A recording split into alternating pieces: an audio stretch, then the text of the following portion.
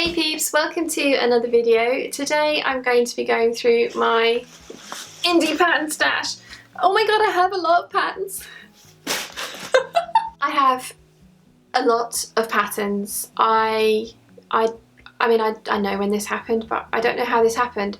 I think the very first indie pattern I bought was the By Hand London Anna dress, and that was 6 years ago, and I made my very first one, which was green with 4-leaf clovers all over it in gold foil, and I haven't looked back since, and clearly I've become a bit of an addict because I think I have over 50 independent patterns here to show you. Yeah, we could be some time. Okay, given how many of these there are, I am not going to go into too much detail on each pattern. I said that last time in the video was 40 minutes long, but I mean it this time.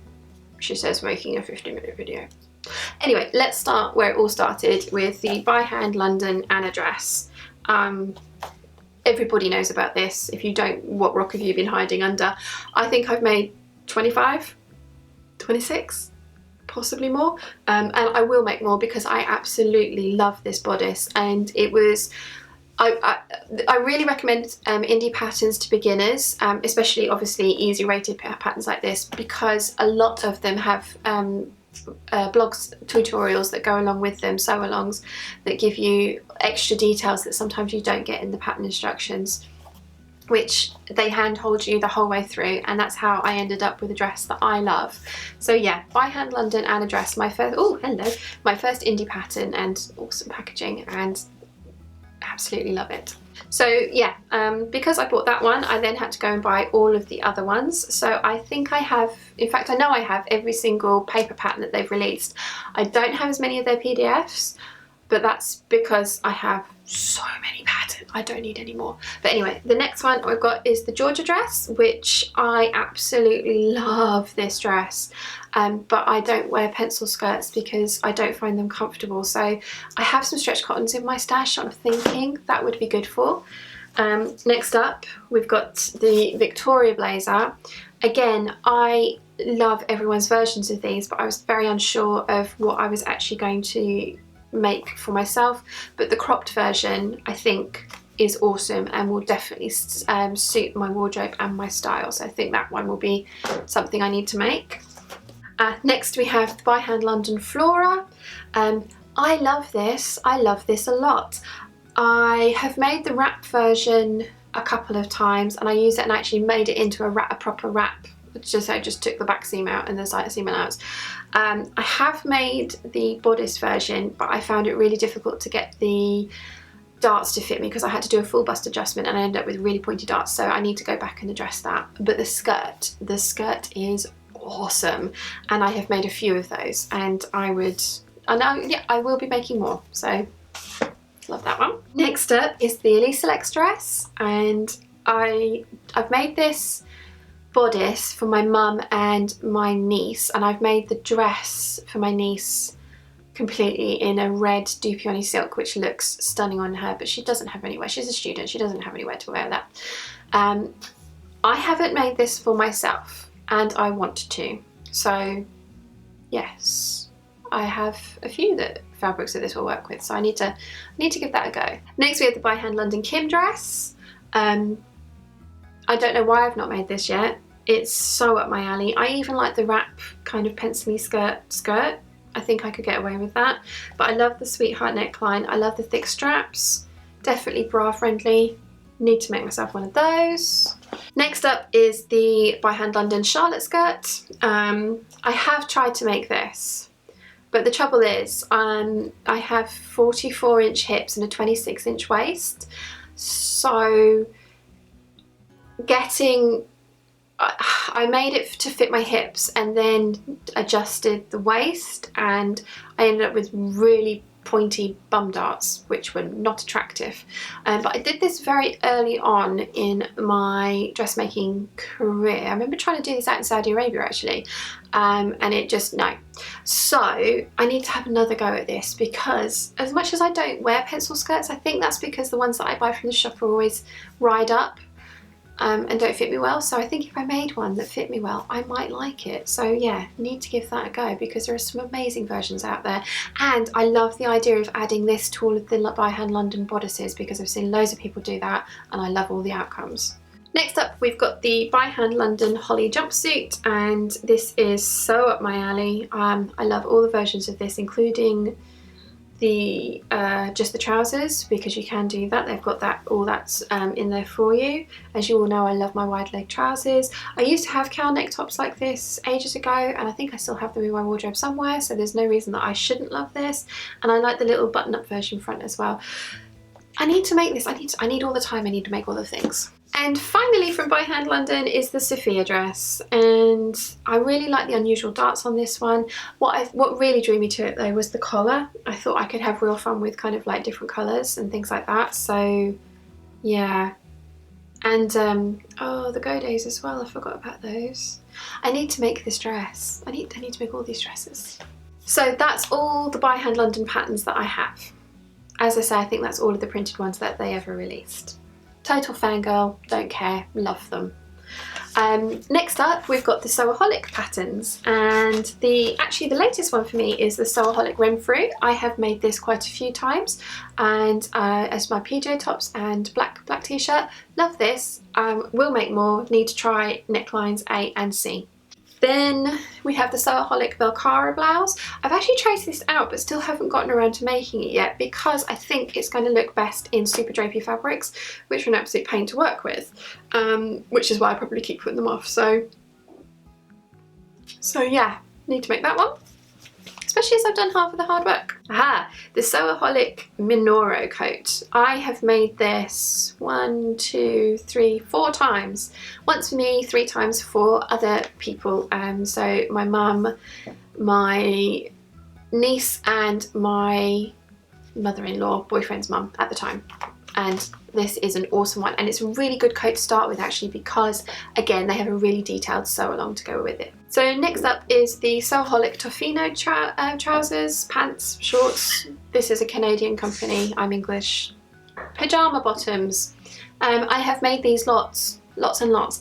The only thing I don't do is there is a faux fly, and I've just eliminated that because it's faux. What's the point? I don't want to, yeah. But I love these, and I do it slightly differently. It calls for piping, and instead of piping, because I found that quite difficult, quite uncomfortable to lie on, I now do flat bias binding, so it looks like tuxedo stripes up the side of the trousers. I love these. They're so good. They're so good and so comfortable. Next up, we've got the Sewaholic Robson trench coat. I haven't made this straight as is from the packet. I did hack this quite a lot. I added a waist seam and I added a completely different skirt from a different pattern. I love it. I think the instructions are very, very thorough. I found them very easy to follow. I liked the end result construction wise. It didn't suit me. I want to come back to that though because I want to make myself a trench coat, so I really like this one. Next is the Sewaholic Gabriela. I have made this for myself once out of a striped chambray and I have no idea what happened, but it doesn't fit. Yeah, it's really, really tight on my hips and sat at a funny place on me. I think if I lost all the weight that I want to lose, it will fit. I think that was my problem, is that I hadn't measured myself. I was just going by my old measurements, what I had in my head, and I wasn't that anymore. But I still have the skirt hanging up in my wardrobe in the hopes that one day I will have slimmed down and I will fit into it. I want to make this again though because I really like the full long skirt, but it wasn't, the fact that it comes from the hips rather than the waist is very flattering, I think. So the final Sewaholic pattern is the Akeley dress, and I have made myself a muslin of this. And I followed someone's tutorial, and if I can find it I will link it down below, for doing a full bust adjustment on this pattern because I definitely needed it, and she had to do a big full bust adjustment as well. So she had spread the extra that she put in it over 3 darts, and I thought that worked really nicely. What I didn't like was the neckline, which surprised me, but then I had made a lot of my grace dresses and they are all sweetheart necklines, and I prefer that shape. So I think if I straightened off the neckline and just persevered with it from there, I think I'd be much happier. But I have got all that hard work done, so it's just a case of doing that and making another muslin. So next up we have the only printed Megan Nielsen pattern that I have, which is the Cascade skirt, and I have made this twice and I absolutely love it, and I will make this again. Next I have the closet case patterns, and the first one is the Caroline pyjama set. I love this, I want to make this, I need the time to make this. I already have the fabric picked out. Yeah. Given that it's hot and summery, I don't think not having full length pyjamas at the moment is the end of the world, but come autumn I'm definitely going to want these. So next up I have the Ginger and Morgan Jean pattern. I got this one from my friend for my birthday, and I bought this one with some birthday money.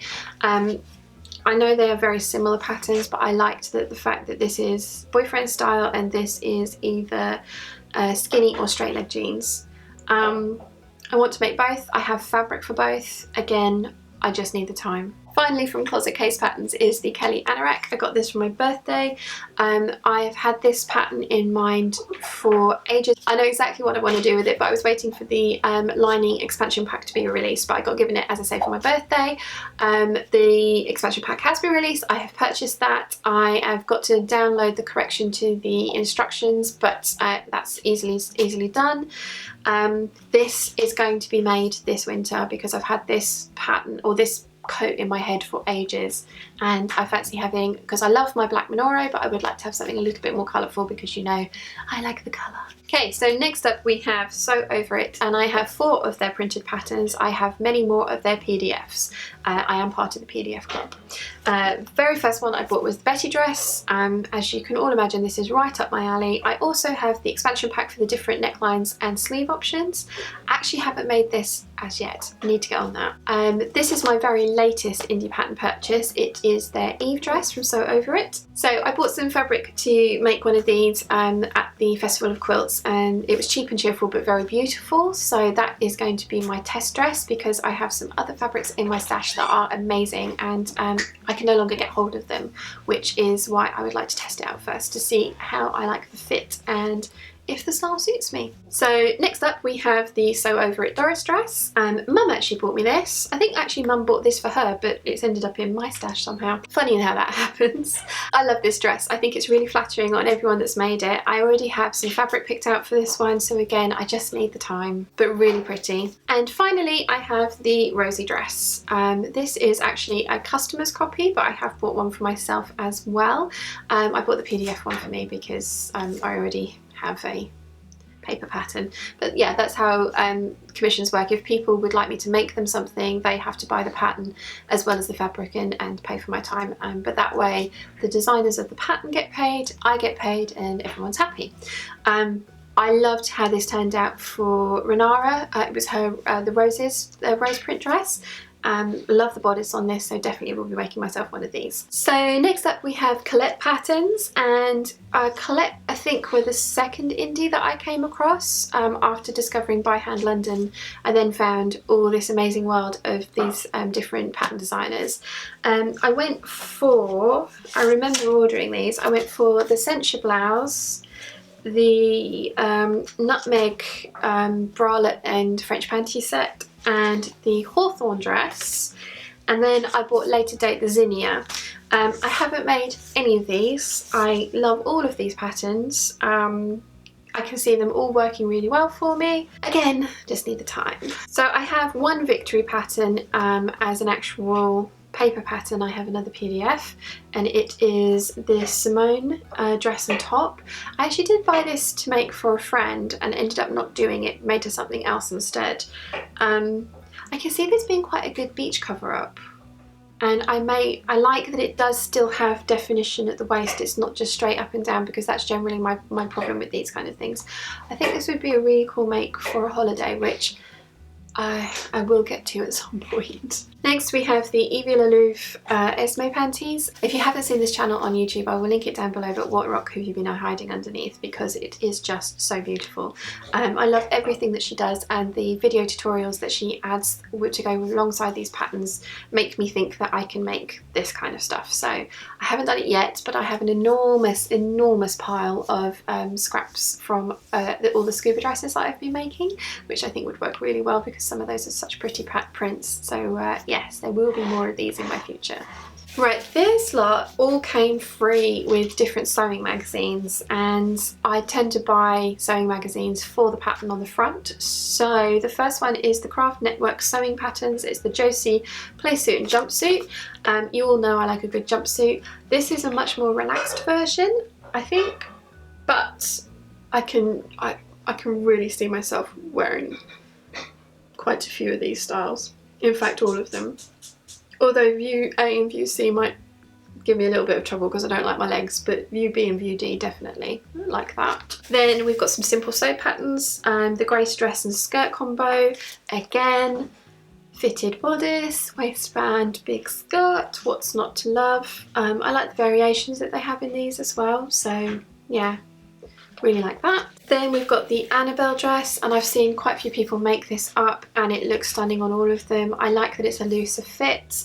I love that it still has the definition of the waistband though, which is right up my alley, so definitely need to make this. Then we've got some simply sewing patterns. This first one is the Audrey dress. Again, fit and flare, waistband, pleats. Love it. I love the colour blocking that they've done on this version. And all the illustrations as well look pretty cool. In fact, they have some awesome shoes as well. I want those shoes. But yeah, really like this one. And then finally, we've got the Shift dress. And this came with the goodie bags from the Dressmaker's Ball magazine, Simply Sewing magazine that came in the goodie bag from the Dressmaker's Ball. I've said that twice and repeated myself, but yeah, that's where this one came from. I am not a shift dress kind of girl, but I do like it with the waistband on it and the shirt underneath it, and I can see myself wearing it with like high neck jumpers and stuff in the winter, so I might give this a go. I might try this. Having said that, I've got this massive pile of pants in front of me. This might end up being one of the very last ones that I try, but yeah, I'm going to hold on to one of these because there was 4 of us that went, so we've got 4 copies of this pattern, so yeah, I am going to hold on to this one. And the final indie pattern company that I'm going to show you and talk to you about, in printed form at least, is So La Di Da Vintage. Oh my goodness. I came across these at the Knitting and Stitching show, so I was talking to the owner, who was absolutely lovely, and we were chatting away, and I ended up buying every single pattern that they have, and I've had it up on sale in the shop. I've had a couple of people buy them, and I have made them for a couple of people as well. So far I've only made one for myself, but I love all of these and want to make all of these, so I could have a So La Di Da couple of months and just make only their patterns. The first one is the Audrey dress, which is either a halter neck or a strapless one. Sweetheart neckline, beautiful, really love that. Then we've got the Margaux jumpsuit, which is just amazing. I love the styling on this one. They've also done a really nautical one with like the buttons and things like that over the pockets. There's loads of different options for the bodice on this pattern, and they also released a princess seamed top to go with this as well. Again, as you know, I love my jumpsuits, so I can see myself making a few variations of this one. Next we have the Betty Jean, which is another jumpsuit. This time it has got very pointy bust, and it's got straps so you can make it put on a few ways. You can also have it as shorts or pedal pushers. Just again, super cute. Can really see myself wearing this. Maybe when I feel a little bit more comfortable with how I look exercise wise, that's kind of happening. Next we have the 1950s Rose Dress. They had a sample of this on the mannequin, and they'd put embroidery, like pre-done embroidery, but they'd applied it underneath the pleats so that when you moved there was just this flash of it, and it was amazing. I love this dress so much, so that actually is very high up on my list to sew. It would work really well if you made it slightly bigger as well, so that you could wear jumpers and stuff under it. Very, very much like some of the vintage ones I showed you. Next up is the French Gypsy. Again, it's a full skirt, a fitted bodice at least around the waist, and then elasticated over the bust and around the arms and stuff.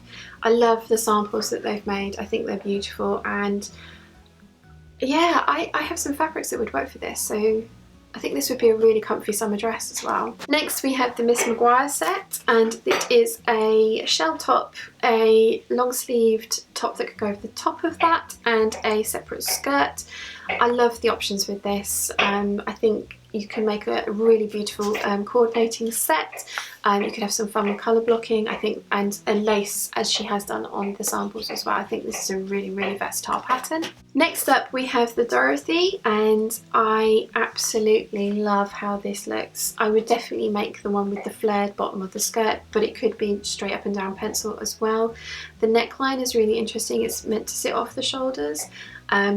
My only struggle with that would be I'd have to wear a strapless bra, but I could always add shoulder straps to hold it up. So yeah, really pretty.